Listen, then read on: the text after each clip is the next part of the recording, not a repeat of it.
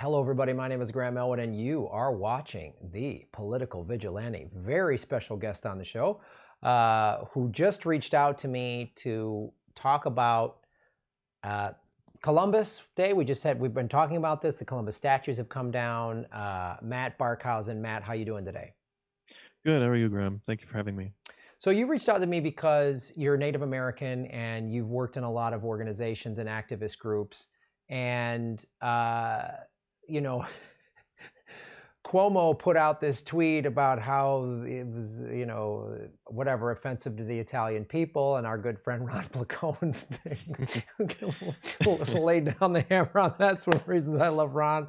Ron is also Italian and was like, no, man, this was an affront to the Italian Americans. So why don't you sort of walk us through who Christopher Columbus really was and what the significance of having the statues up, what it's saying, and also who he really was.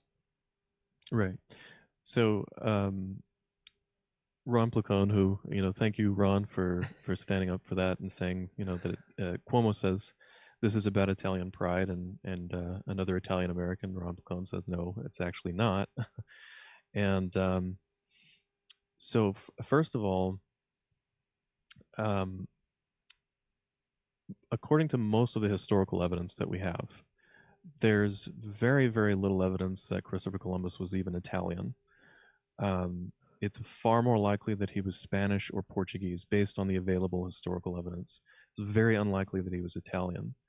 So that in and of itself should mean that, why would an Italian American care whether or not we have a Columbus Day statue or a holiday?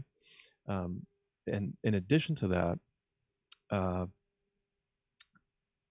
it wasn't actually Italian Americans first who elevated Christopher Columbus to this, kind of like national hero status, or even used him as a symbol. It was actually Irish Americans, and of course, both Irish and Italian Americans, when they were first immigrants, were persecuted when they first came here.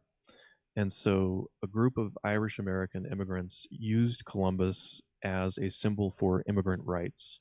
And it was only much later that Italian Americans kind of adopted him as a symbol of supposedly of Italian heritage or pride or what have you. And it wasn't until 1893 that Christopher Columbus was elevated to this status, this kind of like national hero status that we have here. And that was at the Chicago World's Fair in 1893, the Columbian Exposition. And it also has to be understood that the holiday that we celebrate, that is still celebrated in some parts of the country, fortunately here, in what I refer to as Cheyenne and Arapaho Nation territory, otherwise known as Denver, Colorado. But as an indigenous person, we always acknowledge the true owners of the land. So I refer to this place as Cheyenne Arapaho Nation territory. After 20 years of activism, indigenous peoples got the holiday renamed to Indigenous Peoples Day. Unfortunately, the statue is still standing, but there have been many protests over those last 20 years where, red paint was poured on the statue and various other things. Unfortunately, the way that the media has always framed this argument, I mean, of course, the mainstream media, is this has always been portrayed as Native Americans versus Italian Americans, and that's just not true.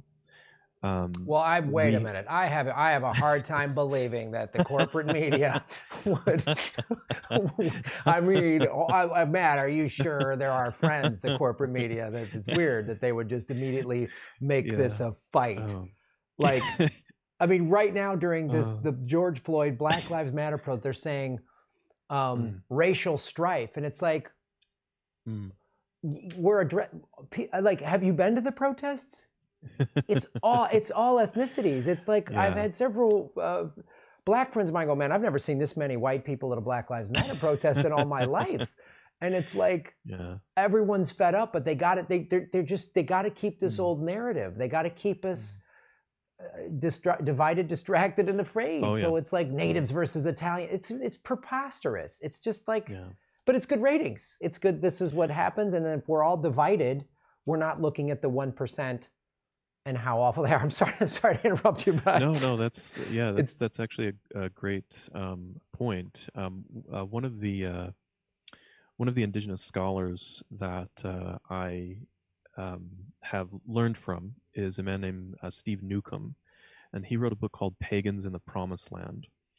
And what he does is he kind of breaks down the way that language is used as a means of, sort of manipulating us. And oftentimes we don't even realize that the words that we're using actually mean something different. So, for example, let's take the word America.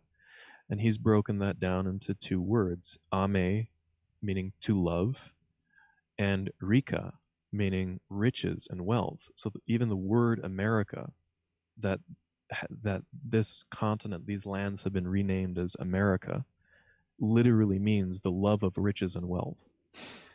And so, of course, we don't call it that. We call it, Turtle Island, or depending on where you're from, Ishachilan, Elohi, Anawak, the Mother Earth, and so on. Mm-hmm. But that Mother Earth is renamed America, the love of riches and wealth.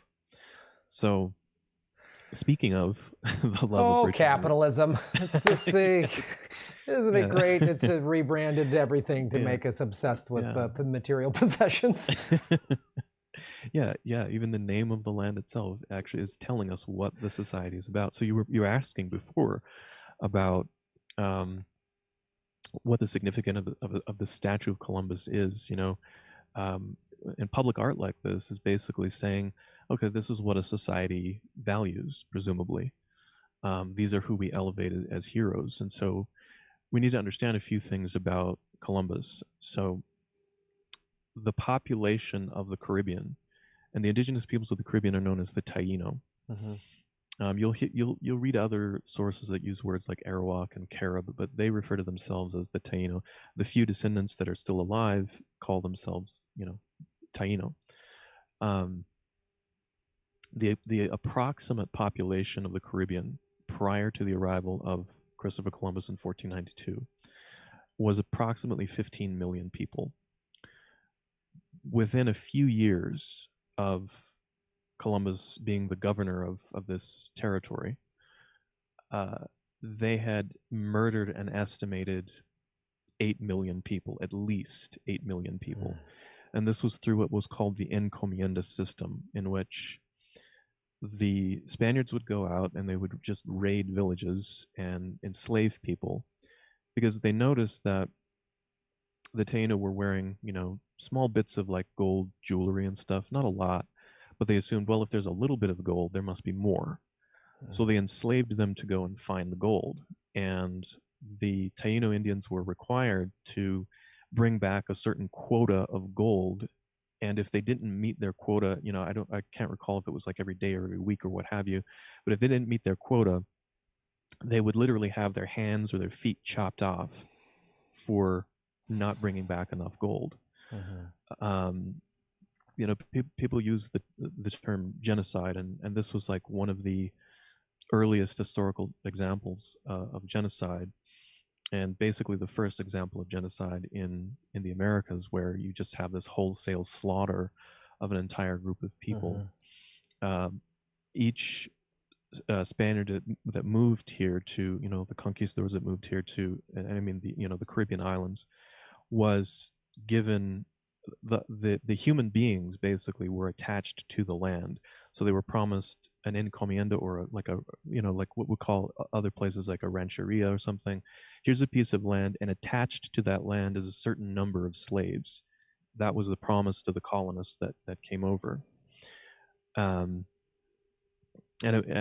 you also wanted me to mention, you had talked about Jeffrey Epstein quite a bit on your show, and I was looking on Twitter, and I noticed that Representative Ilhan Omar had retweeted something that Senator Ted Cruz had said. Now, just that alone of the genocide of the Taino should be enough for people to realize that this is the real reason for the opposition to Columbus Day, especially among indigenous peoples. This would be like having a statue in honor of, Hitler or Pol Pot or any of the other like murderous maniacs from history. That alone should be enough for people to understand the opposition. But what usually happens is people say, well, you can't judge a 15th century man by 21st century standards, which is a ridiculous argument. So that's what we're going to excuse Pol Pot, because that was the 70s, man. The 70s, there was disco. I mean, there's a lot of bad stuff that happened in the 70s, and Pol Pot and the Khmer Rouge was sort of part of that whole thing. You know what it reminds me of? Do you remember the movie Friday? Yes. And do you remember Chris Tucker? He was getting into an argument with Ice Cube, and he says, something just happened like a few minutes ago, and he goes, why are you bringing up old shit? It's like... it's such a...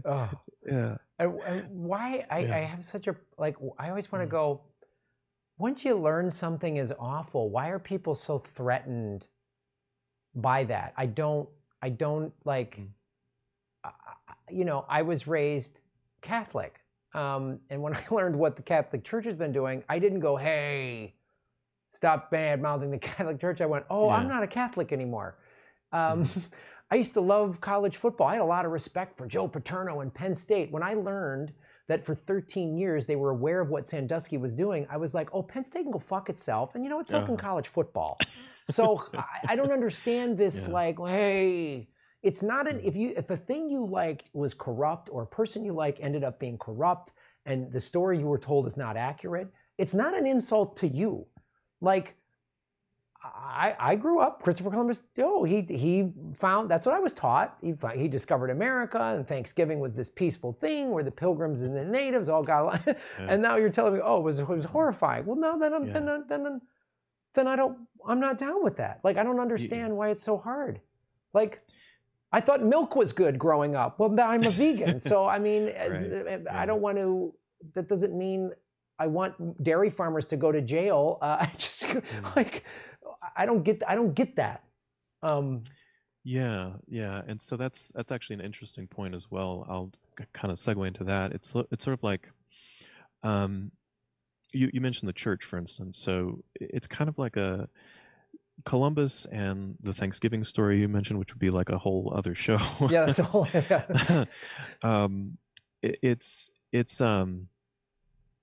It's kind of like a religion. It's a state religion, though. It's, you know, this is, you know, you're not really allowed to question these icons of the state religion, George Washington for owning slaves, or Jefferson for owning slaves. You know, Lincoln is supposedly the guy that freed all the slaves, which ignores basically all of the abolitionists, Frederick Douglass, Harriet Tubman, the Underground Railroad.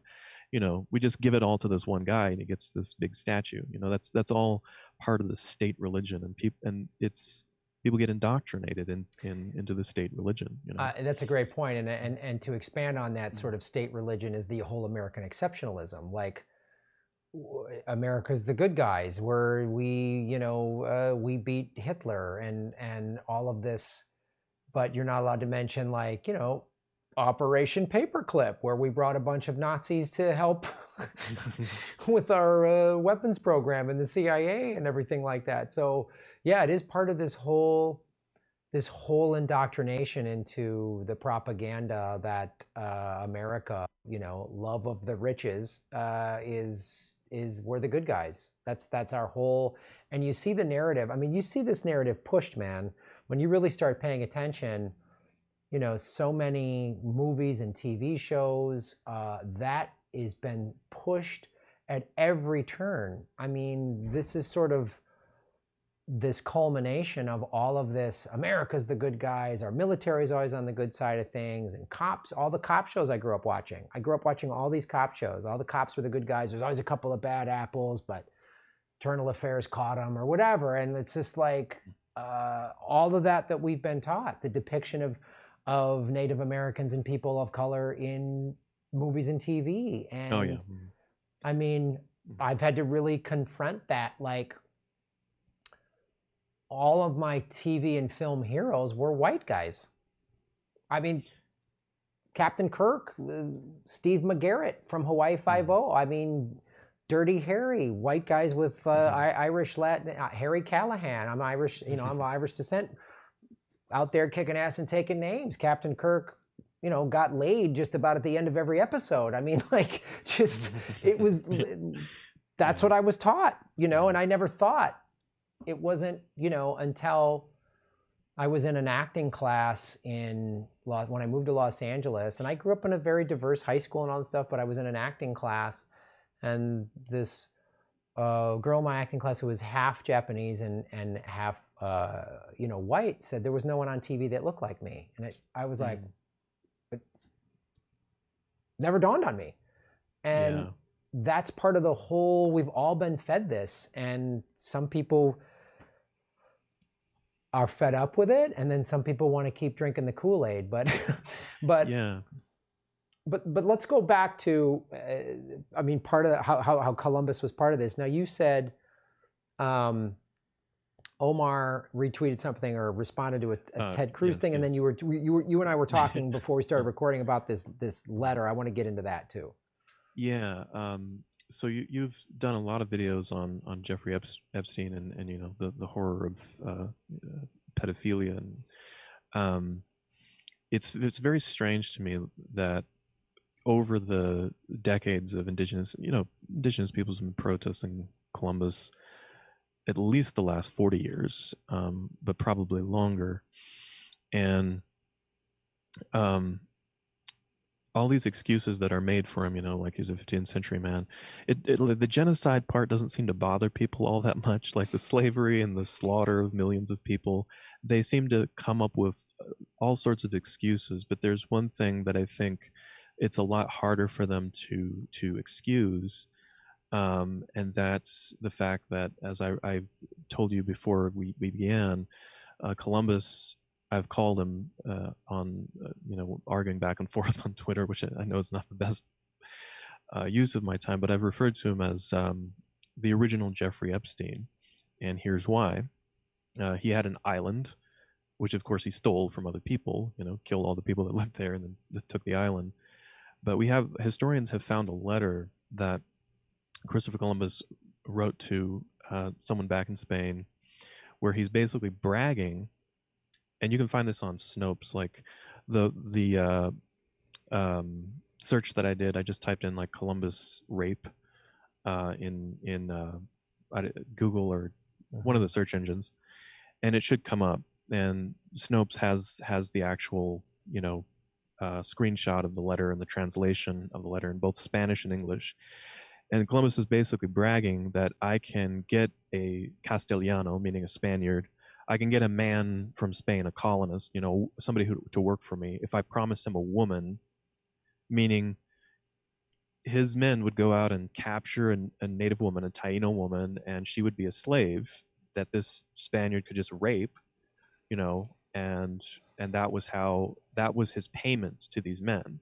I'll go get a woman for you if you come and work for me, come to these islands and work for me. You can have a woman.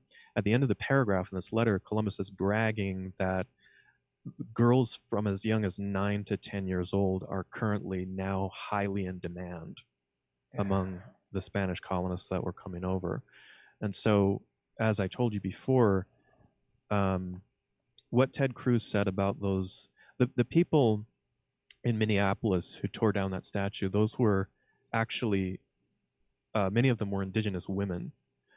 So hopefully people can understand why women in particular, women and mothers would want to tear down the statue of a monster who, was the leader of a pedophile ring and captured native women to provide them to people so they could just rape them. And that was, a currency. So the women tear it down.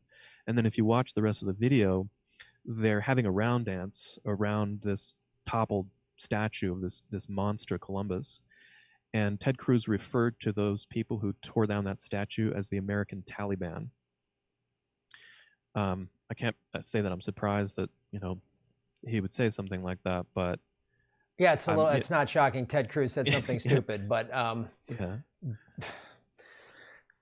Yeah, like how? What's your excuse for that? What is your excuse for having a statue to a pedophile? Like it would be like having a statue to Jeffrey Epstein. Yeah, I mean, it would. I mean, well, yeah. look, we've got statues to Bill Clinton, who was on Epstein's plane 26 times. I mean, high schools are named after him. He was on Epstein's Yeah. island. Him and Hillary were at his compound in New Mexico. Yeah.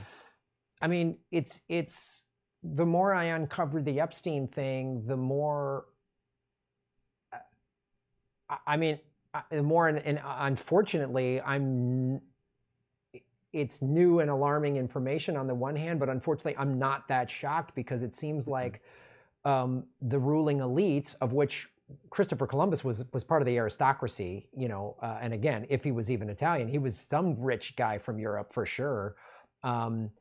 It's not surprising because from what this goes back, this pedophile sex trafficking ring for the ruling elites has been going on for centuries. So it's not Mm-hmm. the fact that there's this letter from 500 years ago.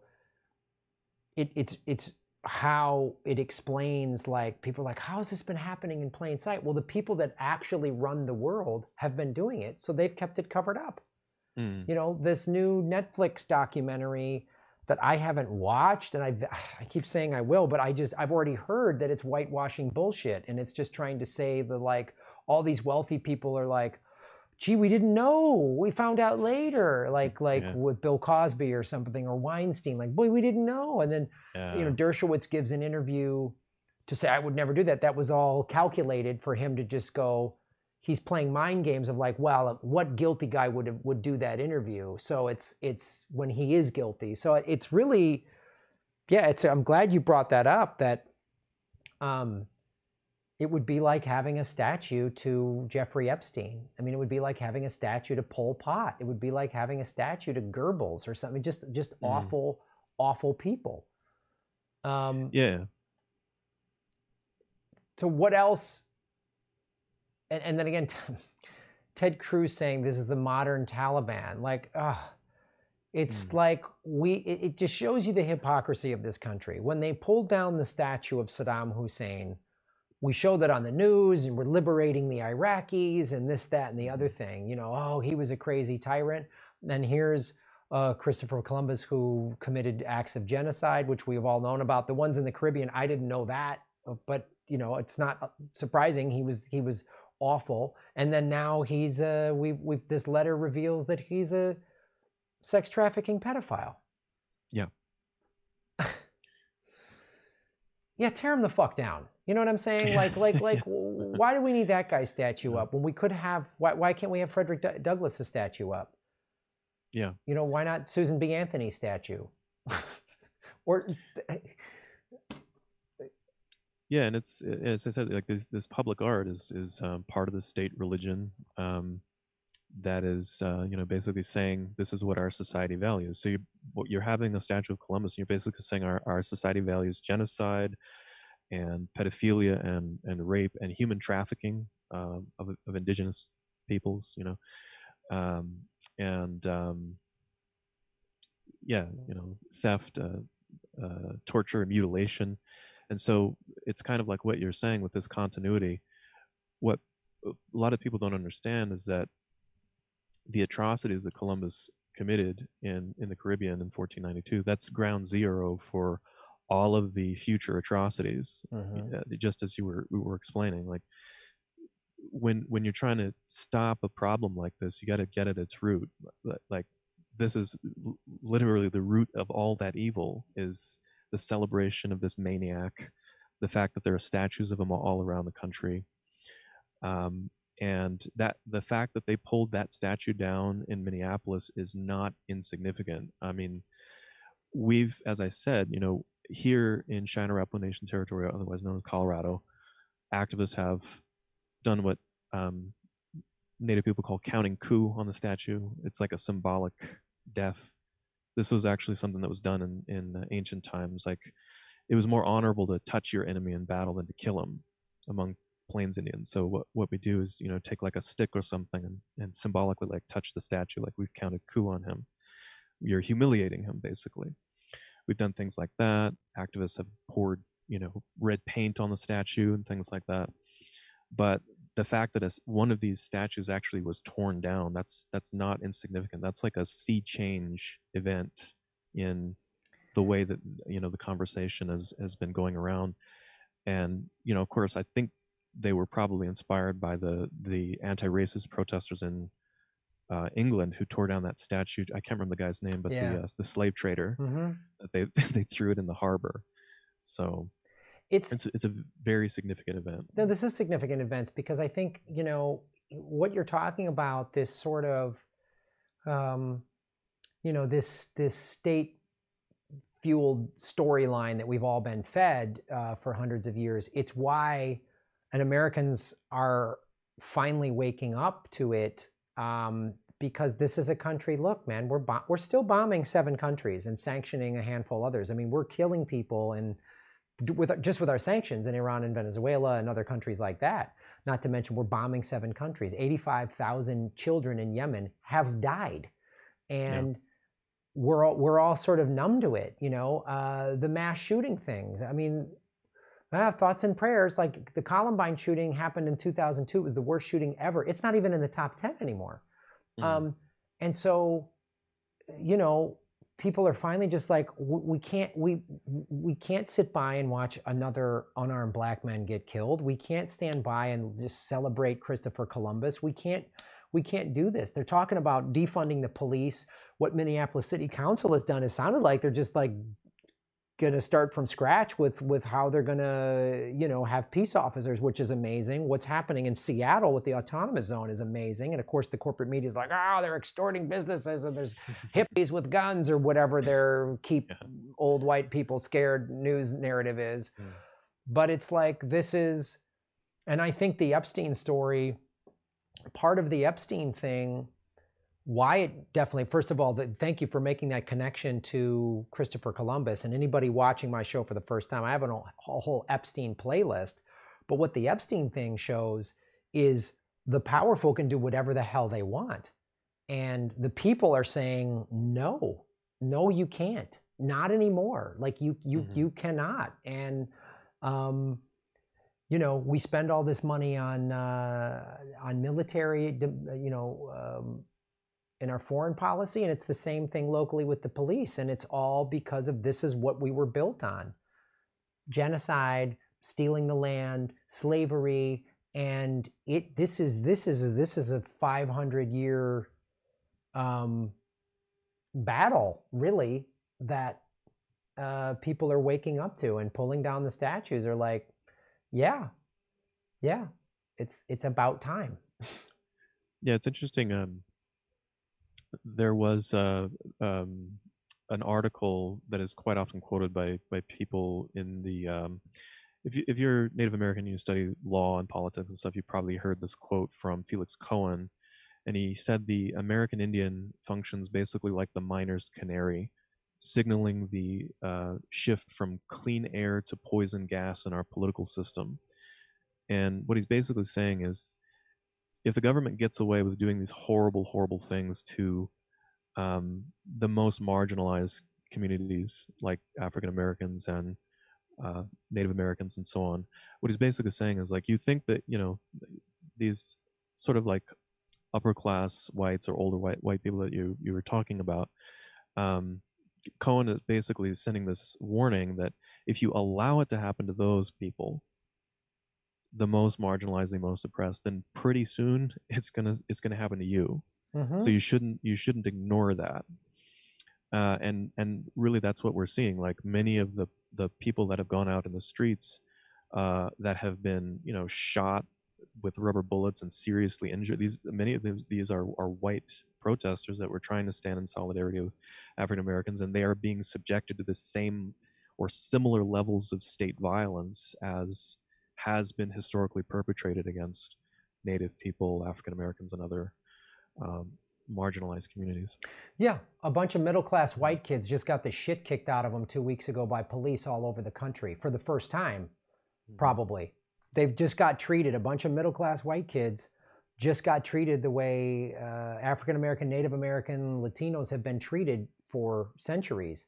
And I can tell you just from firsthand experience, it radicalized them. There's a bunch of millennials and Gen Z or whatever who just got radicalized in that week.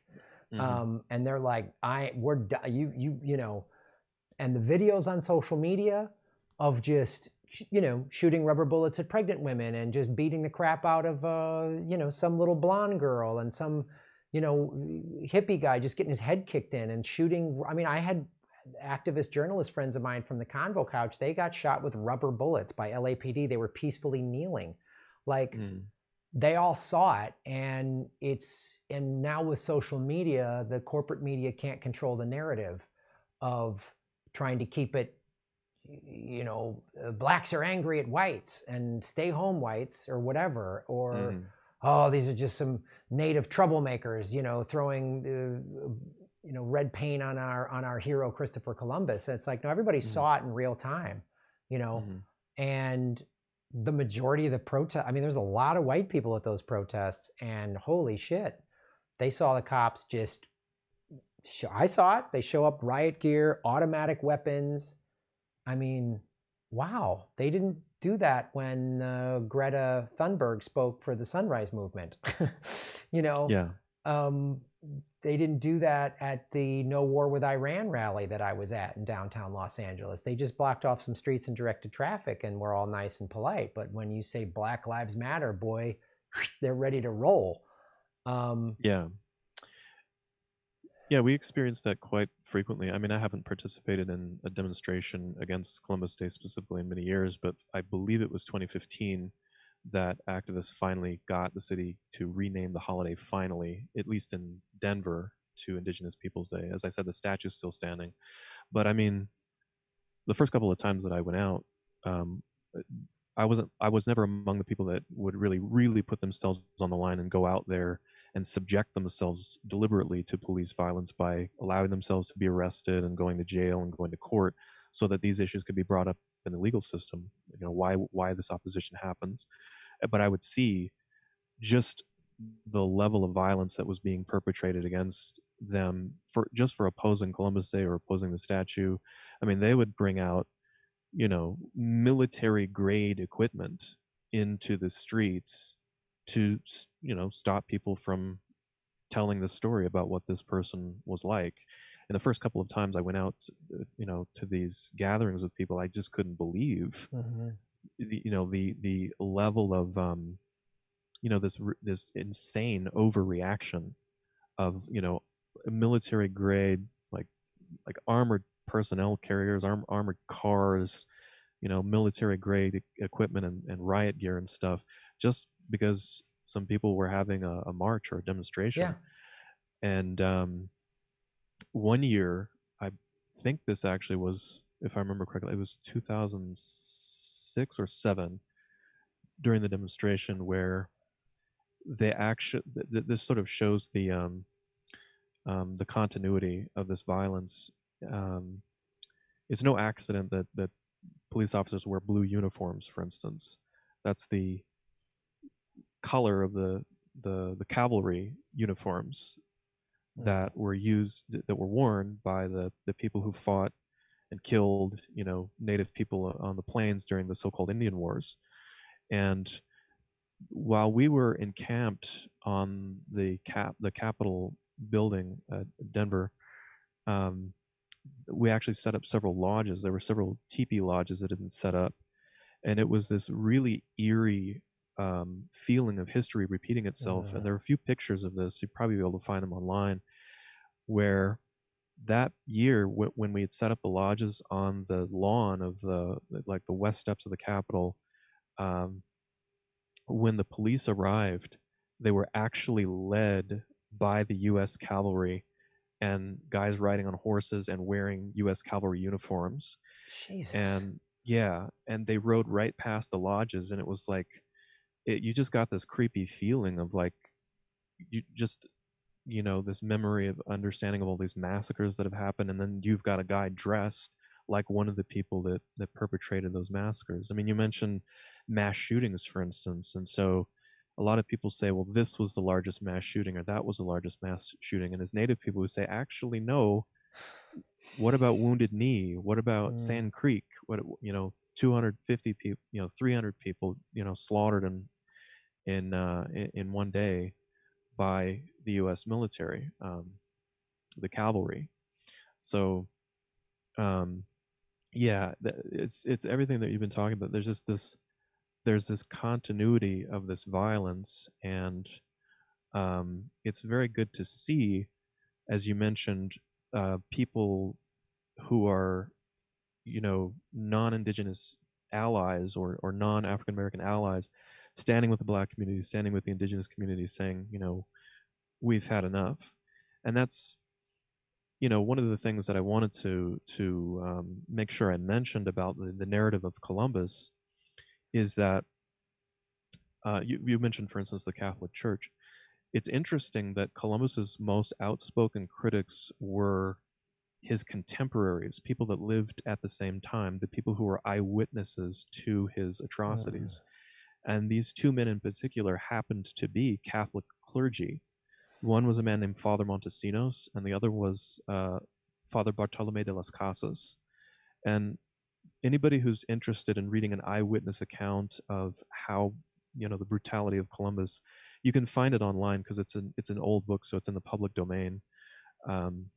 Bartolome de las Casas' Destruction of the Indies is basically just sort of lays it all out for you, and he saw it with his own eyes.